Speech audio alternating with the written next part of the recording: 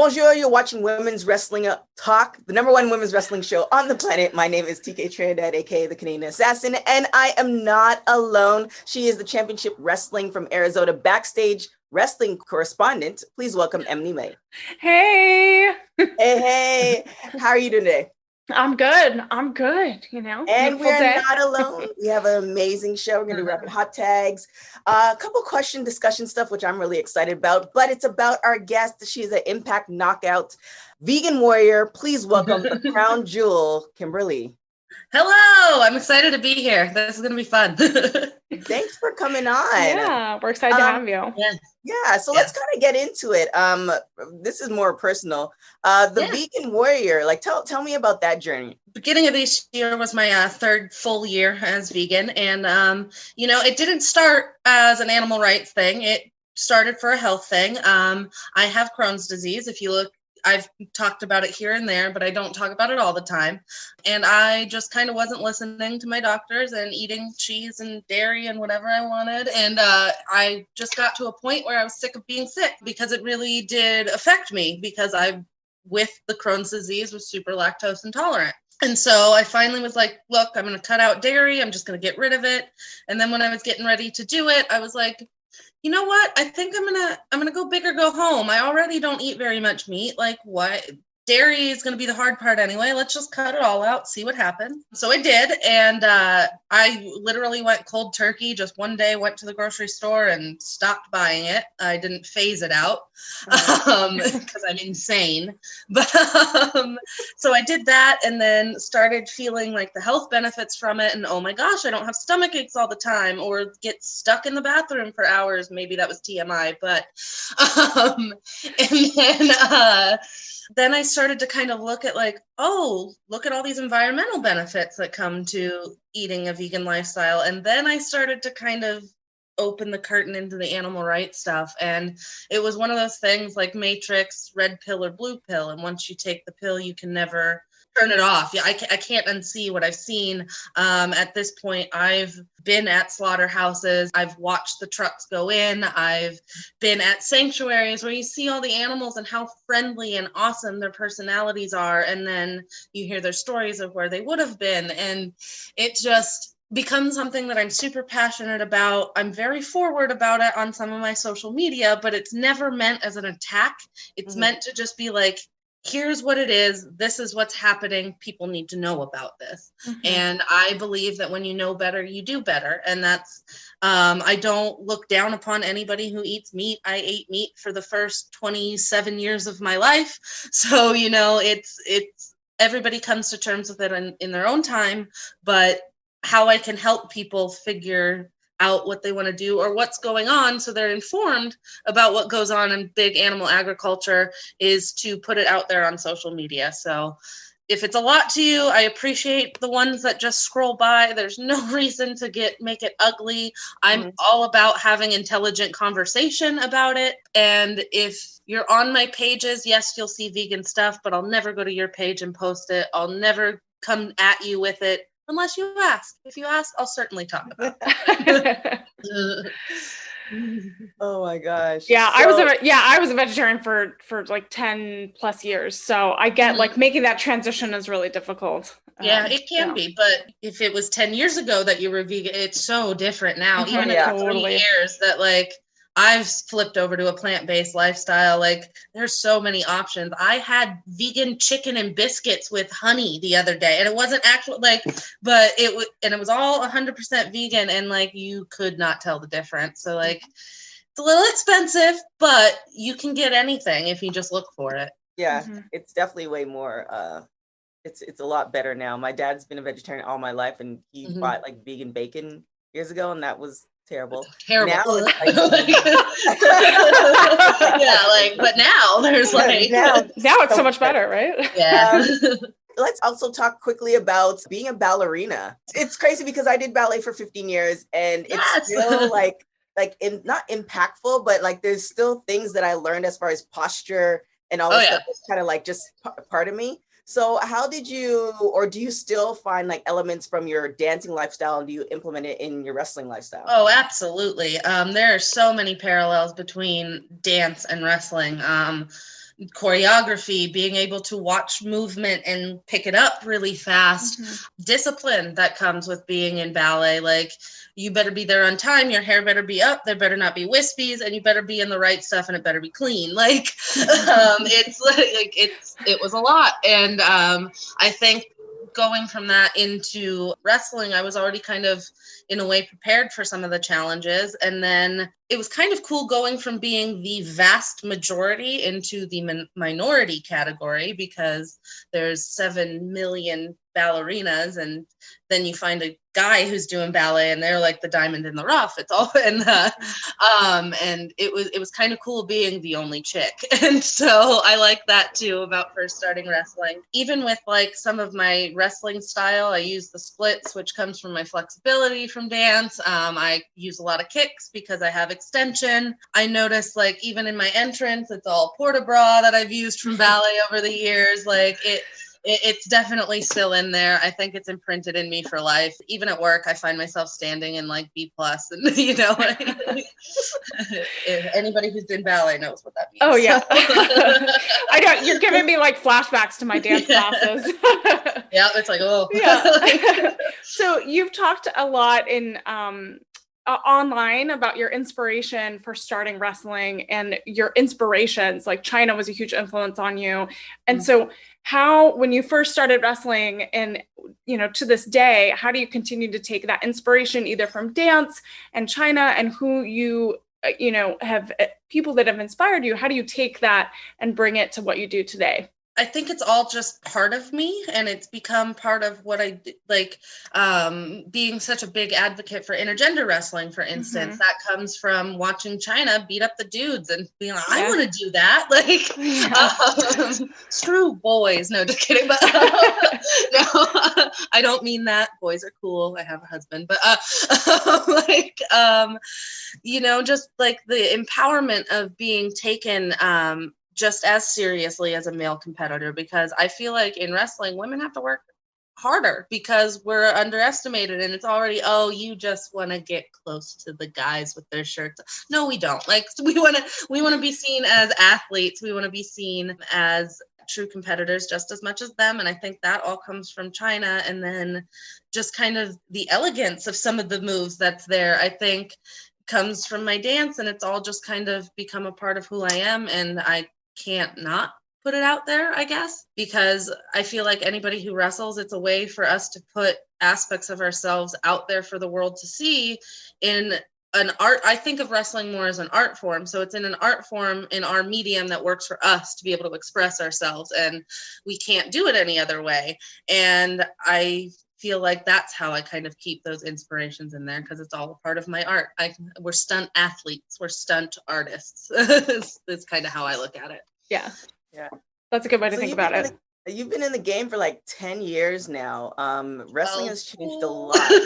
More than 10, 12. So how has wrestling changed, and what do you miss about, I guess, the old days, and what do you think could, improve more? Oh my God. First of all, I've been in long enough that I have old days. No, it's, I love, even in the 12 years that I've been wrestling, see it going from everybody saying, well, you better not get any tattoos, because I clearly didn't listen there. I had none when I one. I had one when I started. And, well, don't get any more tattoos, and you should probably, think about getting a boob job. It might help you. Like, it's gone from getting told things like that are all focused on your appearance to, hey, look at this woman. She's really talented and doesn't fit this cookie cutter mold that we've all been shoved into our whole lives. And that's cool. Not saying that there isn't still work to be done. There's tons of work still to be done. But seeing just how much that has changed in 12 years has been awesome. There's certain things I've done that make me feel like I've been a part of that change.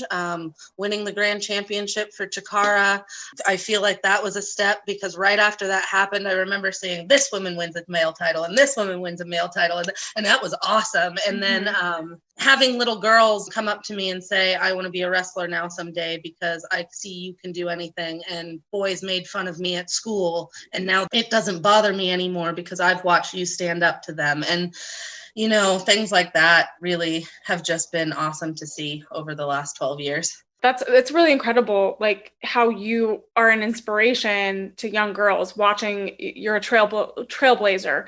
And so, I've seen a lot online. There's been a lot of like online bullying and a lot of discussion about body image. And how are you fighting that and inspiring other girls and boys to break apart from all that negativity? Mm-hmm. And I mean, I still get it. I get it on a daily basis almost, that somebody comes in and says, oh, you're fat.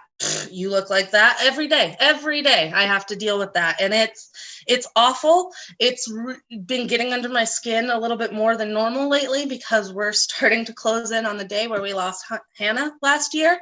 I'm choking up because she was awesome.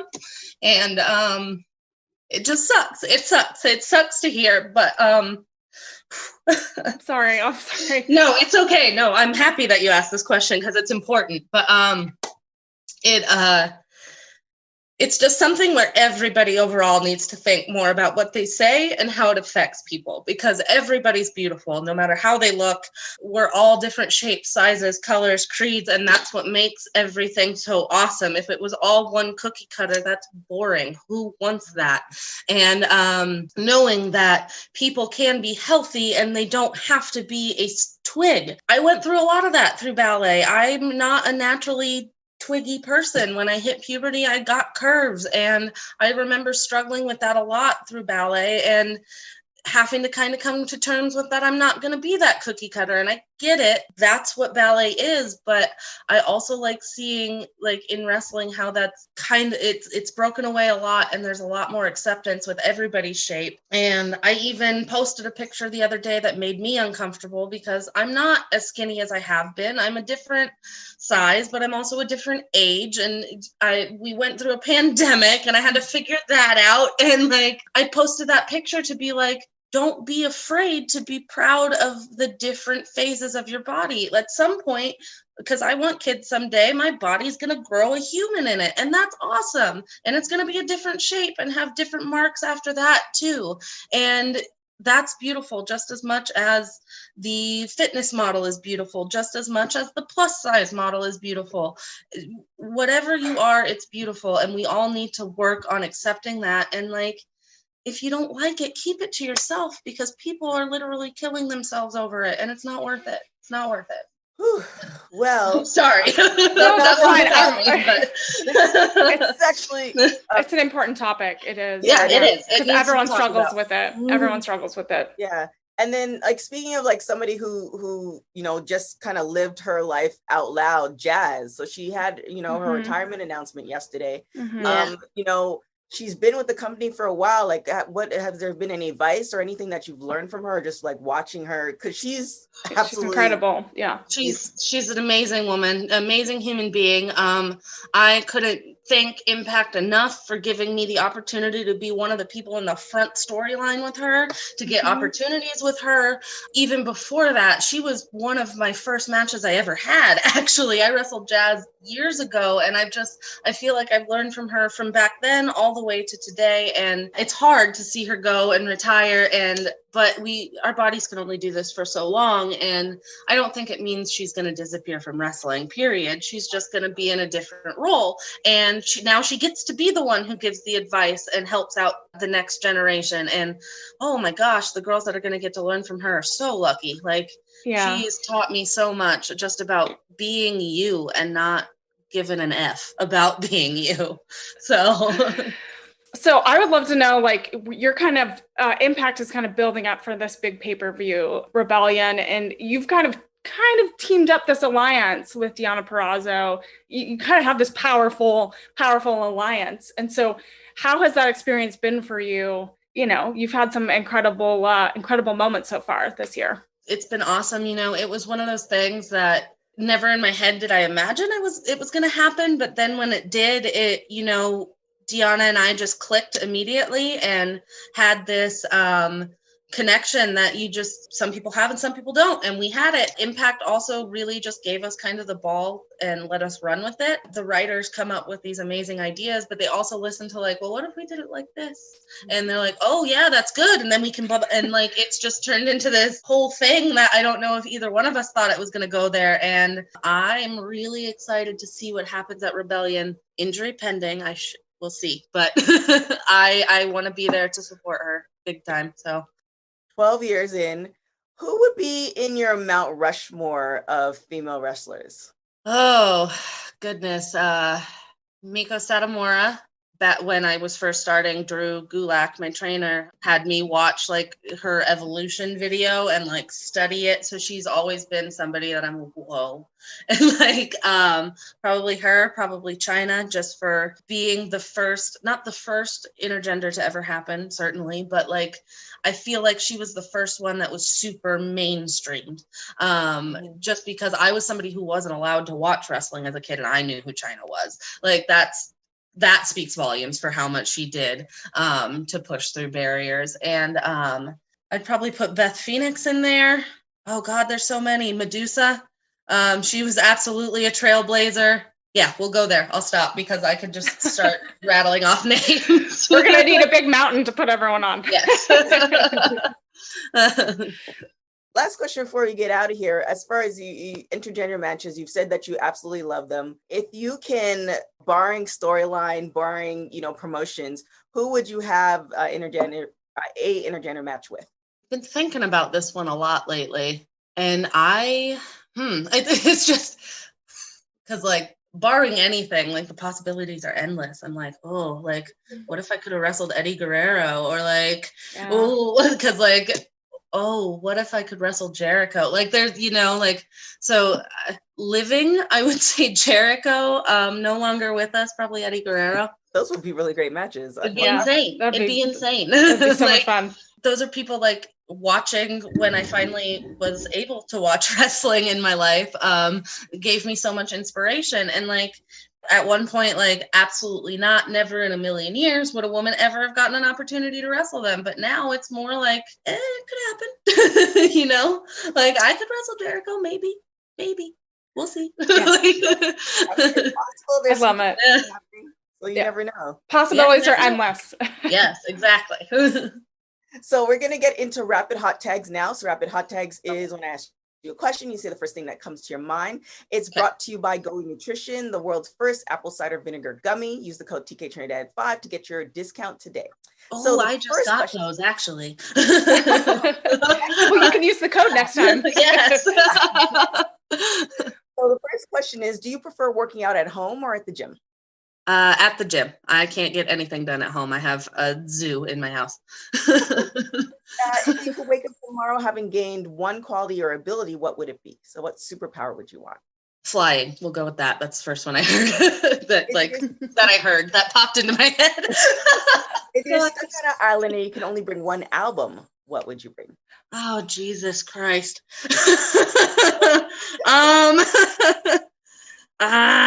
Soundgarden, Bad Motorfinger. If you were able to live to the age of 90 and either retain the mind or body of a 30-year-old for the next 60 years of your life, which one would you choose? Mind. All right, there you go, Emily. Yeah, you're on my team. Yeah. And last one, if you could meet any celebrity, dead or alive, who would it be? Oh God, Chyna. Go there. That would be awesome. I would actually add that to my list too. I don't want to chat with her. But thank you so much. We're definitely looking forward to the pay-per-view coming up. For people who are not following you, tell them where they can find you. I am on Twitter and Instagram, same handle. It is at Kimber_LEE90. I've got a blue check mark. It's not hard to find me. There it is. We look forward to so much amazing things. Also, actually, we didn't get to chat too. Well, we actually didn't chat about it. Your vet tech, how's that going? Yes. It's going awesome. I'm doing like 55 hours this week. But no, it's exhausting but rewarding. I'm coming up on just like my first full year working in veterinary medicine, and my eyes have been open to so many things. I'm learning every day, which I've always been somebody who wants to learn. That's why I put myself back in school. And it's just been an amazing ride, even with all the tears and the frustrating parts and the parts that are difficult, because there are hard parts. Just being able to know that I'm also helping some of these poor animals and making it so that they can live a healthy and happy life and take care of them. It's just been really rewarding, and I love it, even working 55 hours a week sometimes. Yeah, it's amazing. Animals are awesome. I loved your post on your Monday post where all the popsicles, the little sticks are all over the place. I was like, oh goodness, I was walking them to the back to put them away, and the bottom just went out, and like I was trying to get them over to a counter, and they just kept falling out as I was going, and my other technician was dying laughing while trying to talk to a client on the phone, and she just stopped, and she's like, I'm sorry, the other technician is dropping tongue depressors everywhere, and it's like she's pooping them. I'm sorry, I'm laughing. Oh my goodness. Well, I love how you're very honest online. I love all the keep posting the animal pictures. It makes people absolutely happy. Yes, absolutely. Oh my gosh. Well, we look forward to so many amazing things. The animals, the wrestling, the takeover, hopefully a belt, singles or tag team eventually, all that good stuff. We really appreciate you. Thank you so much for taking the time to come on the show. Thank you for having me. This was awesome. All right. So she was absolutely amazing. There are so many more questions that we can I know. could have asked her. We could have continued talking all the time. I wanted to talk more about all the pets and animals. I know. We'll have to do that another time. I didn't realize she was in the industry for so long. Yeah, she's been in the industry a long time, and she did like Shine and Shimmer and all that. Like she kind of was at that prime spot of wrestling where she got to see it evolve so much over the years, Yeah, like since I've been like watching it in this kind of journalist capacity, the last 3 or 4 years have just been like a fast forward of women wrestling, just kind of seeing from like total divas to seeing when their match got cut. Main eventing, so it's crazy. Yeah, it reminded me. So I'm reading the Bella Twins book. What Kimber Lee talked about earlier was how there was the push to like get enhancement, like get like a boob job and stuff like that. And so they talked about that in the book, that like at the time they started, it was very much like, oh, are you going to change your look to fit this mold? And like, this is what we're looking for. So It's really interesting that the body image thing is still an issue. And I mean, even beyond wrestling, like in every industry. Vice president, they're talking about the way she dresses, just take away the politics of it. Hillary Clinton, if you watch her documentary, they were talking about that. Even in the news journalist capacity, when I got my agent, that was the first thing that they said as far as changing look and, streamlining and all this other stuff. So, it's a thing that I don't think men really have to deal with as much. And even today, like it's still a discussion, unfortunately. A discussion that we can go into is I make up these questions and then I'm like, some of them are like harder than others. It's like, I was the one who made up the question. I don't understand. Yeah, I was like, TK, what are you doing to us? I know, right?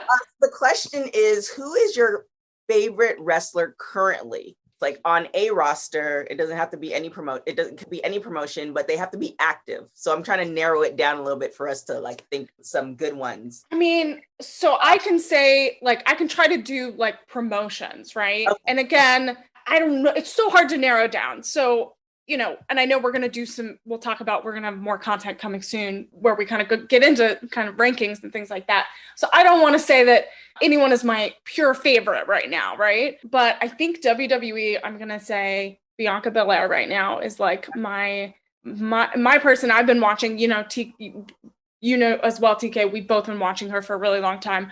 I'm super, super excited for her journey right now. But again, there's different brands right now. So like if we wanted to do NXT, I would say, oh my God, like Raquel Gonzalez right now, the new champ. You got to go with her.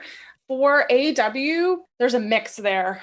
I love Nyla Rose and Britt Baker and Thunder Rosa I really love as well. Like I love watching all of that kind of unfold. I don't know. See, it's hard. I can't narrow it down, TK. I'm going to just throw stuff at you. What about you? I know. I think for me, current, obviously for you guys who've watched me, like, you know, cover wrestling, Naomi's always one of my favorite. And we've talked to her and she's incredible. Yeah, she is. You should check out that interview. That interview is really, really funny. But Naomi's always my favorite. And I've always, like you were saying before, been following Bianca for a very long time beyond wrestling. And I'm just, you know, amazed at her grit. But if I could narrow it down to two, I would definitely say Bianca Belair, just because her journey is just amazing. I love inspirational journeys, and especially where it, like, you know, you kind of go through these ups and downs. I love that. And then the other person, and we've had her on the show quite a few times, Thunder Rosa. Her journey is just amazing. And then how she created her own lane and own promotion, and is now like giving. She's always been about giving back. I believe it's like 7 or 8 years now that she's been in the game, because I think when we talked to her first, it was 6. So it's like under 10 years, maybe. Yeah, because her transition into wrestling is newer, and so the fact that she is such a big rising star in the wrestling industry so quickly, and is giving back in multiple ways with her own promotion, Mission Pro Wrestling. We've talked a lot about that, and is giving back to the community, is a voice in the AEW locker room. You know, I think is a testament to how passionate she is about the industry. Yeah. And making a difference. Yeah. So I think those are my two. I don't even want to say underdog stories. I just love life. And, you know, as you get older, you realize that, you know, everything's not going to be, you know, roses, unicorns and glitter. And, you know, sometimes life gets difficult, and sometimes people choose not to fight it, and sometimes people do. And I love to see the people who fight for whatever their dream is and make it. Yeah. And I love like Bianca's story, like you watched her Chronicle series. And what I loved about that is how honest she was about eating disorders and depression, because I feel like it's not talked about enough, especially when you're an athlete. And like you come from, you know, an athletic background as well. And, you know, I came from the dance world and theater world, which has a level of pressure as well. And it's so important to talk about, because I feel like people struggle with it more than you think. And especially when you're in the public eye and you're an inspiration to so many people, it's so important to talk about that. So I love how honest and open she was about that. Yeah, it's a real thing. Like in all of my sports endeavors, track, football, CrossFit, I've had to deal with, you know, weight, and not me saying I have to. It's more of all my coaches saying, okay, well, we have to look like this in order to achieve this goal. Yeah. So it's a very real thing. It's a very current thing. And even the person who you think is, you know, they look fine and, you know, they're achieving, even those people are getting that type of, hopefully not anymore, hopefully. Yeah. But that conversation's been happening. But here we are at the end of the show. Yes. It's so amazing. I'm looking forward to a lot of amazing things that's going to be happening this summer. Be on the lookout. We have a series that we're going to be talking about a ranking. So make sure you go to our website, I should really know this by now. www.talkpod.com. Go to the ranking. We have a whole ranking ranking blog out there so that you can go talk about. We also are going to be doing talking about it with a lot of other female guest co-hosts that we're going to have on the show. So definitely be on the lookout for that. We also have a kind of rundown of all the women's wrestling matches from WrestleMania. So you can guys go and chat about that, and we can have a conversation. Other than that, Miss Emily May, where can everybody find you? You can find me on all social platforms at Emily May Heller. And remember, we have Pro Wrestling Pets every Monday with your favorite wrestling pet, where they are the star of the show. They take it over, and you just get to meet your favorite fluffy friend. There it is. Definitely go and check out Pro Wrestling Pets. We have a bunch of content that we're going to be pumping out, so definitely be on the lookout for that. Make sure you follow us on all social media platforms at WW Talk Pod. Also, every Thursday we have I don't know why. Every Thursday we have our Women's Wrestling Talk news, so definitely check that out. There's a lot of stuff that was going on last Thursday, so definitely go back and check that out. Comment in the post. We really appreciate it. You can follow me on everything at TK Trinidad. And other than that, till next time, guys. Ciao. Bye.